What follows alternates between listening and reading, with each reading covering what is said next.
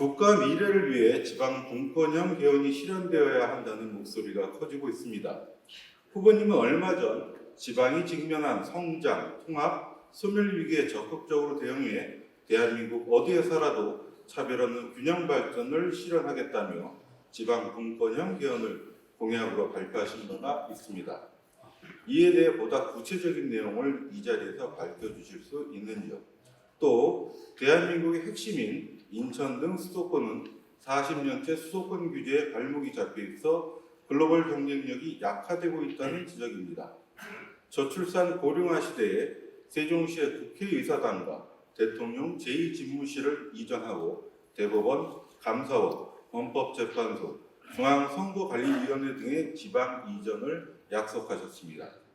김영국 후보님은 경기도지사 시절 수도권 규제 완화론을 강하게 설파하시기도 했습니다. 수도권 규제를 푼다고 해서 지방이 쪼그라드는 건 아니라고 하셨습니다. 수도권 규제 완화의 필요성과 그 방향성에 대한 후보님의 의견을 묻습니다. 어떻게 인천 등 수도권의 성장 동력을 유지하면서 동시에 지방 분권형 개헌을 통한 지방의 균형 발전이란 두 마리 토끼를 잡을 계획이신지 밝혀주시기 바랍니다. 예, 많은 질문을 주셨는데요.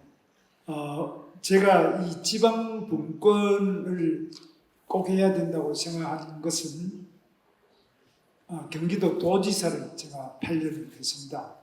그런데 경기도도 인천과 마찬가지로 대한민국 규제의 공화국, 규제의 그 백화점처럼 온갖 규제를 다 받아서 무슨 일을 하기가 거의 불가능할 정도로 너무 많은 규제가 있어서 이건 아니지 않느냐 굉장히 고심을 해봤는데 한마디로 말씀드리면은 이 지방 분권을 이것은 헌법에도 지금 지방자치에 대한 게 딱 뭐 짧게 2조인가 나와 있는데 이 부분에 대해서는 아예 헌법 전문가 총강에 대한민국이 지방 분권 국가를 지향한다는 점을 설명할 필요가 있다. 그래서 국가가 지방 정부가 할 수 없는 그런 부분만 국가가 하고 나머지 뭐 생활에 자세한 이런 부분들은 지방이 하는 것이 맞다. 대표적인 것이 요즘에 이 그린벨트입니다. 예를 들면 개발제한구역이라고 그러죠. 인천에도 그린벨트가 많이 있겠습니다. 이런 것들도 전부 국토부에서 다 관리하는데 저는 지금 단계적으로 그렇게 지금 제시하고 있습니다.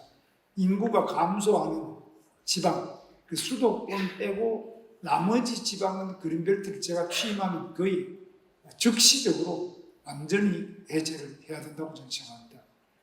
지금 지방에 가보면 아시다시피 폐가가 너무 많습니다.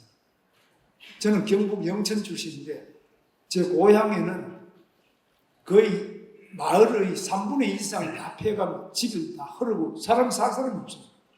사람이 사는 곳은 그 할머니 혼자 계시는 데가 사람이 사는데 나머지는 거의 아기도 없고 남자도 없고 할머니만 계시는 이런 집이 거의 태반입니다. 이런 데다가 그린벨트를 묶어 놓는다든지 뭐 온갖 또 농업진흥직 규제가 많습니다. 그래서 지방에 대해서는 수도권을 뺀 지방에 대해서는 그린벨트는 볼 것도 없이 완전히 지방자치단체장, 시도지사한테 다 완전 이임을 해서 뭐 풀든지 어떻게 두든지 알아서 지방에서 하도록 이렇게 과감하게 지방으로 이어갈 필요가 있다고 보십니다. 그럼 이제 서울, 경기, 인천은 어떠냐? 여기는 아직 지방에 좀 하는 걸 보면서 그 다음에 또 부는 것이 단계적으로 좀 하는 게 필요하다고 합니다. 왜냐하면 한꺼번에 불을 또 이제 지방에 있는 부분이 더 또 수도권으로 집중되는 현상이 오지 않겠느냐 우려를 하고 있는데 이 부분은 앞으로 우리 유정복 시장님하고 상의해서 좀 하도록 그렇게 하는데 하여튼 현재 제가 생각하는 것은 그래서 국가가 모든 것을 다 틀어주고 자기가 다 하고 지방은 아예 뭐 조금씩 이렇게 주는 것 받아가지고 하는 이런 식이 아니라 지방의 주민들이 생활하고 있는 지방자치단체가 기본이 돼 가지고 하고 그걸 할 수 없는 국방이라든지 경제 정책, 뭐 큰 국가 정책 이런 것은 중앙이 하는 식으로. 기본이 지방자치단체가 정부의 기본의 역할, 주민의 삶을 향상시키는 역할의 기본을 하고 이렇게 좀 바꿔야 된다고 생각합니다. 그 다음에 이제 이 지방자치단체 자체도 지방정부로 이렇게 명칭도 바꾸자 이렇게 이게 제 안입니다. 그 다음에 이제 수도권 규제 부분에 대해서는 인천 같은 경우는 대표적으로 그린벨트 이상으로 또 규제가 많은 것이 군사 규제가 많은 겁니다. 이 최전방이기 때문에 군사 규제가 많고 뭐 백령도 이런 데도 더 말할 것도 없고 특히 강화도 여긴 또 군사 규제만이 아니라 문화재로 인한 여러 가지 또 규제도 있고 많은 규제들이 있는데 이런 부분이 전부 다 지방자치단체장들이 상당한 정도로 다 그 권한을 가지고 하는 것이 맞다 이렇게 생각을 하고 있습니다. 그 다음에 이제 지방에서 규제뿐만 아니라 인사권도 지방에 과감하게 많이 주고 또 예산권도 지방 자체가 조실권도 일부 가져가야 된다고 생각합니다. 이런 부분은 논의를 구체적으로 하겠습니다. 저는 생각에 과감한 지방 이양이 없이는 지방을 살릴 수도 없고 제대로 자율적인 발전이 불가능하다고 보고 있습니다. 그래서 인천의 경우에는 특히 제가 볼 때는 이 도서, 섬이 또 많지 않습니까? 섬 부분에 대해서는 예를 들면 백령도, 연평도, 우리 옆에 준용은 지역구입니다만 이런 섬 지역에 대해서는 특별하게 더 규제도 풀고 지원을 강화해서 지방 자체가 발전시켜 나갈 수 있도록 그렇게 할 계획입니다. 그래서 자세한 이야기는 제가 여기 다 드리면 그것만 가지고 또 하루 종일 내야 되겠습니다. 기본적으로 인천은 적어도 제 취임하면은 제주도가 지금 우리나라 자치를 제일 많이 줬습니다. 제주 특별자치도가 가지고 있는 지방자치권만큼은 취임하면 거의 즉시 그 정도로 과감한 지방 이양을 먼저 해야 된다고 저는 생각하고 그건 이미 실험이 다 끝났습니다. 제주 특별자치도에서 중앙의 권한을 많이 가져갔는데 큰 문제 없이 잘하는 거 이런 건 이미 시험이 끝났기 때문에 바로 즉시 지방으로 이양을 해서 분권화시키는 것이 맞다 이렇게 생각하고 그런 방향으로 추진하도록 하겠습니다. 말씀 잘 들었습니다. 그럼 두 번째 질문을 드리겠습니다. 김문수 후보님은 과거 노동운동가였습니다. 그럼에도 불구하고 현재 중대재해처벌법 완화, 주 52시간제 유연화, 노조규제 강화 등 보수적인 노동 공약을 내세우고 계십니다. 하지만 중대재해처벌법 시행 이후에도 산업재해로 인해 연간 사망자가 2022년 644명, 2023년 598명에 달하는 등 중대재해는 여전히 심각한 수준이며 한국의 연간 노동시간은 1인당 1915시간으로 OECD 회원국 중 5번째로 높아 다른 선진국들과 비교해 여전히 긴 편입니다. 세계 노동기구 기준과 주요 선진국의 노동시간 단축 추세에 비춰볼 때 후보님의 노동 공약이 노동자의 안전과 삶의 질을 개선할 의지가 반영된 것인지 의구심이 제기되기도 합니다. 과거 노동운동가로서의 철학과 현재 정책 간의 괴리를 어떻게 해소할 것이며 노동자 안전과 권익 향상을 위해 추가로 마련된 대책이 있으신지 설명해 주시기 바랍니다. 제가 노조위원장하고 제 아내도 또 구로공단의 세진전자 노조위원장하고 제 형님은 서울은행 금융노조 서울은행 위원장을 했습니다. 그래서 우리 집안에 노조 출신이 많은데 그렇기 때문에 노동조합에 대해서는 제가 구석구석 많이 알고 있다고 생각하고 그런데 저는 이제 지금은 일자리가 많은 대한민국, 일자리가 많은 인천, 일자리를 많이 늘리기 위해서 기업하기 좋은 대한민국. 그럼 왜 노조하기 좋은 대한민국 말 안 하느냐? 지금 노조가 우리나라에 굉장히 문제가 있다고 저는 생각합니다. 노조가 그동안에 우리 1960년대, 70년대부터 특히 또 대한민국 노조는 대한민국 건국의 주역이죠. 지금 국민의힘보다도 한국노총이 더 역사가 길지 않습니까? 한국노총이 1946년부터 저고 그래서 나라가 건국되기 전부터 이 한국노총이 중심이 되어가지고 바로 대한민국 건국하고 그 뒤로 6.25나 이런 가운데도 호국을 하고 또 경제 기적을 이루는데 주역이었고 민주화 과정에도 중요한 역할을 해왔습니다. 그러나 지금 대한민국의 노동조합이 과연 그렇게 하고 있느냐? 저는 많은 반성이 있어야 된다고 생각합니다. 첫째, 지금 노동조합 조직률이 13%입니다. 그럼 87%의 조직되지 않은 노동자를 위해서 뭘 하고 있느냐? 매우 저는 많은 잘못된 일을 하고 있다고 생각합니다. 자기들 임금만 계속 수정하고 지금 현대자동차와 기아자동차의 1년에 연봉이 1억 4천만 원이 넘습니다. 1억 5천. 이 정도 받으면 임금 투쟁은 그만해야죠. 최저임금도 못 받는 사람이 지금 엄청 많습니다. 최저임금 아시다시피 하루에 1030원.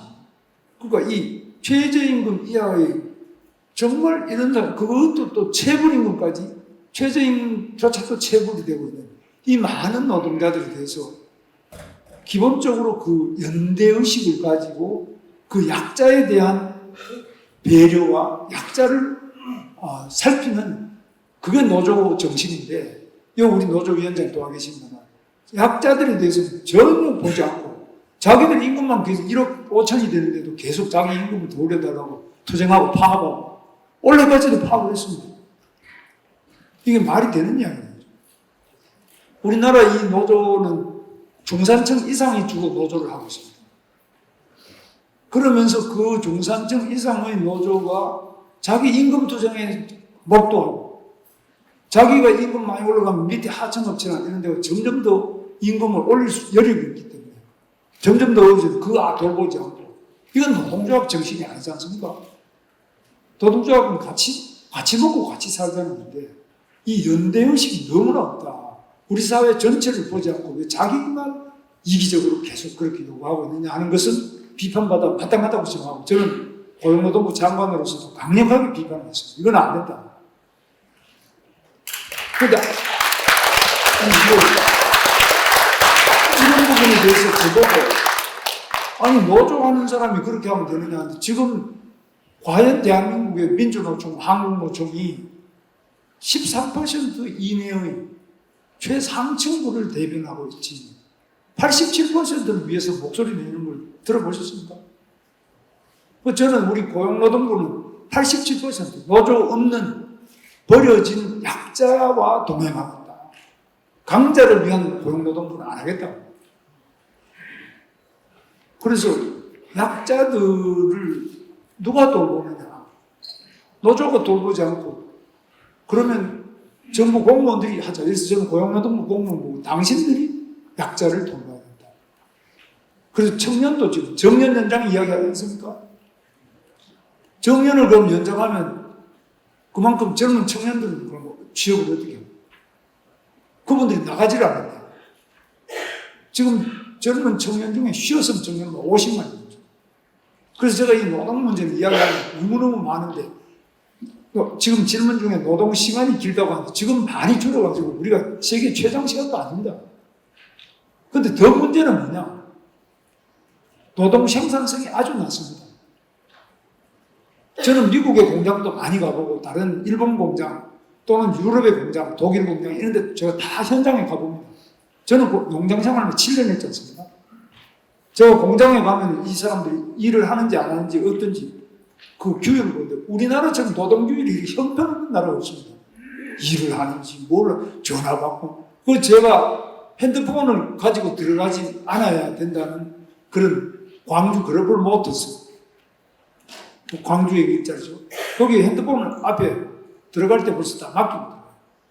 다른 나라는 미국에 아무리 큰 공장에 우리나라에서 하는 기아 자동차 그 조지아주의 공장이라든지 어디를 가든지 그건 기본이거든요.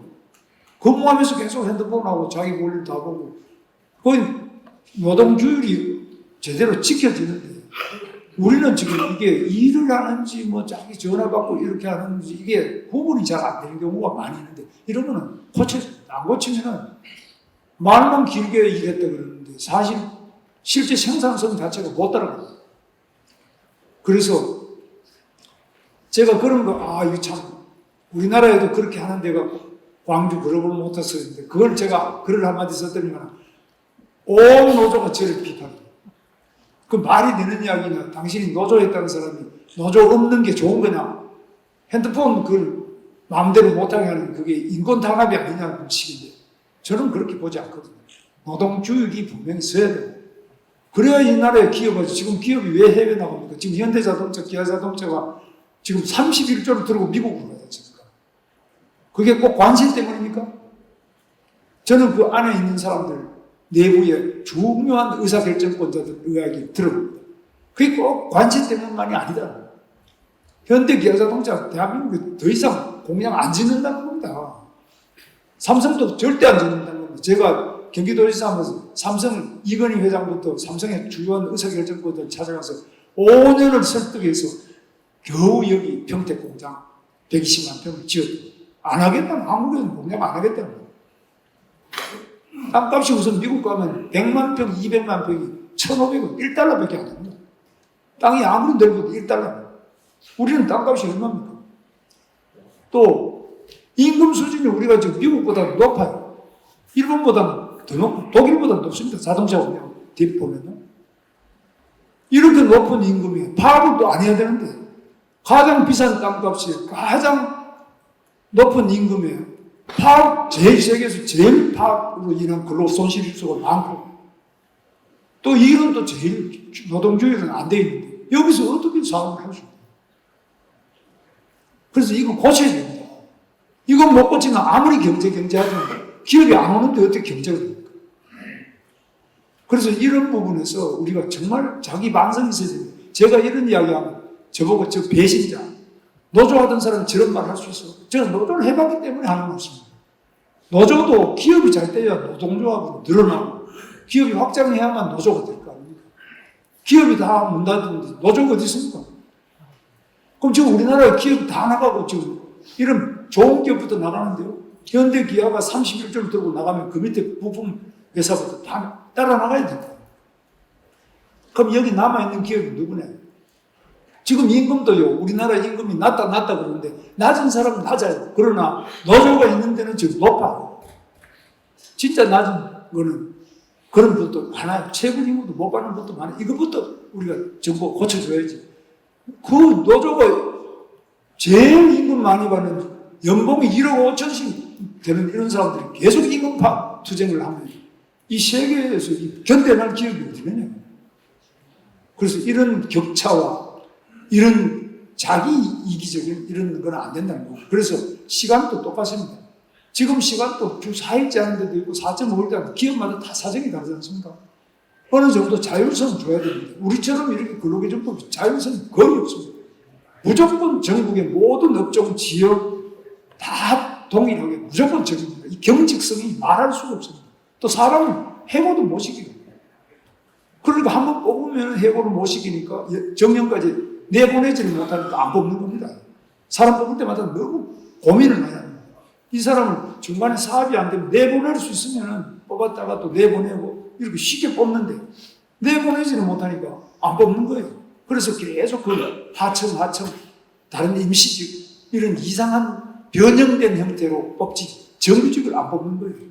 정규직도 내보낼 수 있으면 내보내고 또 뽑을 수 있으면 뽑고 이렇게 좀 자유롭게 해줘야 되는데 이게 너무나 경직되어 있기 때문에 기업이 채용을 어리고 이 때문에 젊은이들이 지금 일자리를 못 구하고 그러고 그래서 이런 부분에 대해서 저는 정확하게 알고 있기 때문에 이야기를 하면 이제 노조하던 사람이 저렇게 말할 수 있나.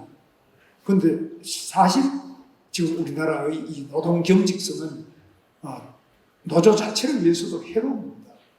그 다음에 중대재해처벌법 사망자가 생기면 구속까지 할 수 있다고 이래가지고 굉장히 강력한 처벌인데 세계 최고로 강한 처벌을 하고 있습니다. 그럼 지금 싱가포르에 세계적 기업의 아시아 본부가 싱가포르에 5천 개가 있는데 한국은 100개도 안 돼요. 우리는 싱가포르보다도 얼마나 큰 나라, 인구는 10배가 넘고 땅은 지금 싱가포르는 서울시 크기밖에 안 되거든요. 땅은 얼마나 넓고 인구는 얼마나 많고 우리 위치가 중국 가깝죠, 일본 가깝죠, 미국 가깝죠. 싱가포르 저 구석에서 아무 조건이 안 좋은 데서 그렇게 많은 세계적 대기업의 아시아 본부를 다 유치하고 있는데 우리나라는 왜 안 하느냐. 한마디로 말해서 한국 가면 구속될 수 있다. 이 사법 리스크. 그리고 한국에 가서 이재용도 구속되고 한국 기업인 중에 최고 대표 최태원도 구속되고 롯데 신동기도 구속되고 다 구속돼서 이재용은 지금 현재 5년 동안 재판하고 있습니다. 그러면 거기 가서 구속되고 재판 계속하고 이러면 상황이 어떻게 해요? 싱가포르 그런 거 없어요. 그래서 적어도 싱가포르 5천 개가 있고 우리는 뭐 500개라도 있어야 되는데 지금 100개도 안 되니까 우리가 유치를 하려고 해도 한국에 어이구 그거 갖다가 어떤 꼴을 당할지 구속 리스크 없이 그 다음에 두 번째 노조 리스크도 없이 그 다음에 우리가 지금 영어를 잘 못하기 때문에 말이 안 통해요. 애들 교육이 또 그래서 지금 우리 유정국 시장 오 계시지만 여기 우리 인천 송도 외국인 학교 많이 오는데 더 많이 늘려야죠. 외국인 학교 유초, 중, 고등학교부터 매우 자유롭게 특구를 만들어서 교육이 쉬워야 외국인 기업이 오는데 교육이 우리가 너무나 어렵잖아요. 학교에 대한 규제를 대학교 규제를 인하대학교, 인천대학 총장하고 계시지만 대학을 이렇게 규제하는 나라가 전 세계에 있습니까? 그래서 대학에도 자율성을 과감하게 줘야 되는데 요즘 많이 좋아지고 있습니다만 저는 획기적으로 해서 교육이 자유로운 대학입니다. 그래서 세계 어느 나라 미국에서보다도 여기 와서 더 자기 아이들이 공부도 하고 세계적인 인재로 성장할 수 있도록 할 때 바로 싱가포르 같이 그렇게 될 때 자기 아이들을 위해서도 싱가포르 가자. 그럼 우리나라 와서 국제학교라는 얼마나 비싸요. 값은 비싸지 뭐 교육은 부실하지. 이렇게 되면은 과연 여기 오겠느냐.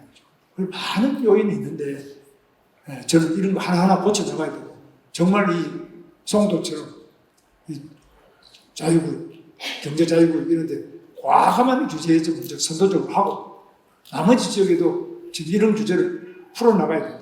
그래서 중대재해처벌법은 처벌 위주의 법을 고쳐서 예방 위주로 해야 된다. 예방을 하려면 대기업은 자기가 알아서 하는데 영세 중소기업은 위험한 사업장의 위험 요소도 많지만 그거를 고치는데 필요한 안전장치를 하는데 돈이 듭니다. 요즘 같은 AI를 이용한다, 로봇을 이용한다, 드론을 이용한다, 아니면 그 로봇을 이용한다, 센서를 이용한다, CCTV를 이용한다. 이런 거를 많이 이용해야 중대재해가 줄어듭니다. 건축 현장의 추락사, 고층 빌딩 진짜 추락사 이런 것도 드론으로 미리 또 CCTV로 미리 그 불안전한 행위를 체크할 수 있도록 이렇게 하면 되는데 제가 공장에 다닐 때 취득한 자격 중에 하나가 저는 자격증을 많이 가지고 있는데요. 그 중에 하나가 안전관리 기사입니다. 저 공장에서 안전관리자로서 일을 2년 동안 했어요. 그 산업안전 제가 누구보다 잘 압니다. 정치하는 사람뿐만 아니라 기업인 누구보다 제가 많이 압니다. 현장에서 제가 딱 겪었습니다.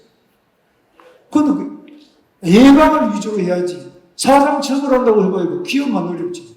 그럼 더 시설을 못할 거예요. 그래서 이거 이야기하면은 노동자는 그럼 죽어도 되느냐 저보고 이렇게 하도 저 그런 말이 아니에요. 노동자를 살리려면 예방을 해야지. 사장 구속시켜서 잡아낸다고 노동자가 살아납니까?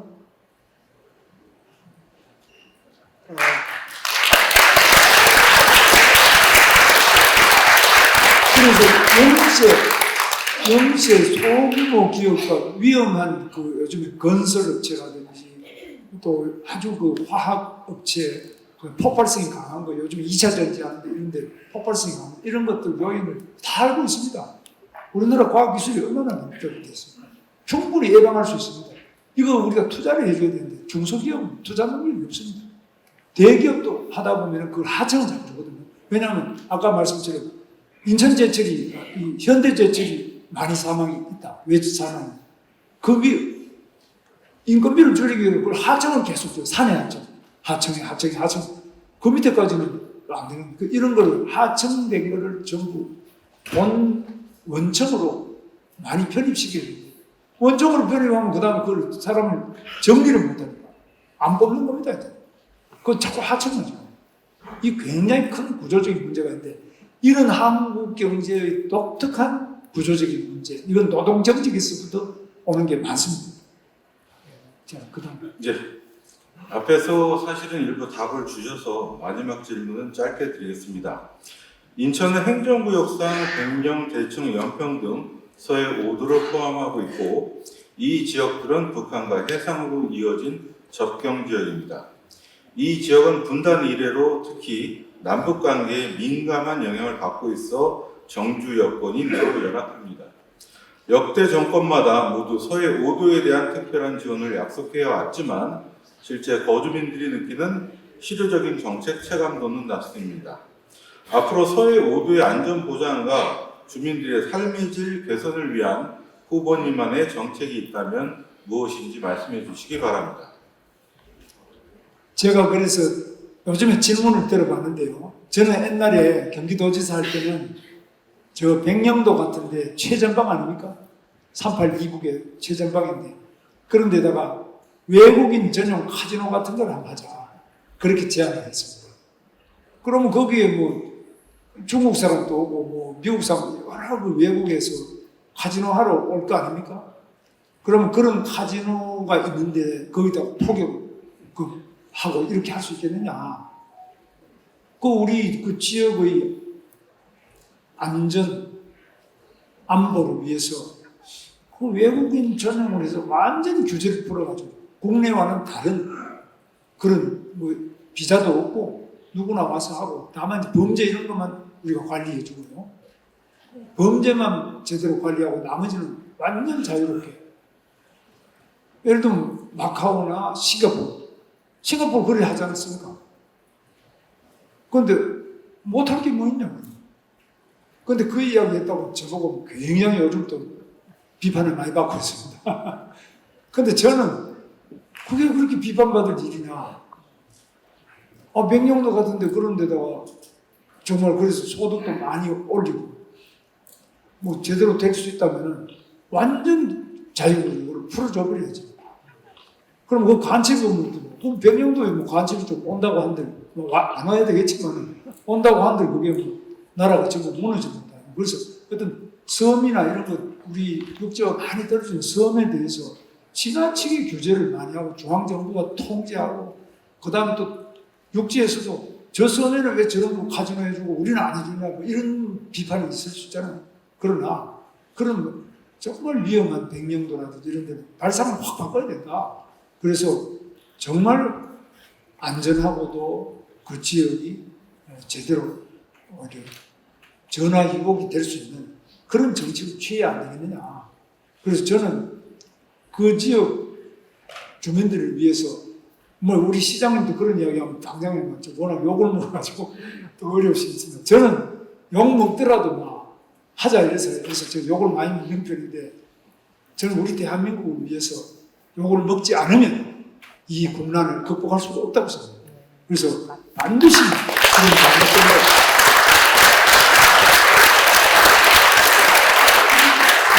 그런 너무나 뻔한 이야기인데 그것을 아주 잘못된 것으로 비판하는 이런 잘못된 생각 가진 사람은 왜 많아요? 제가 그런 사람입니다.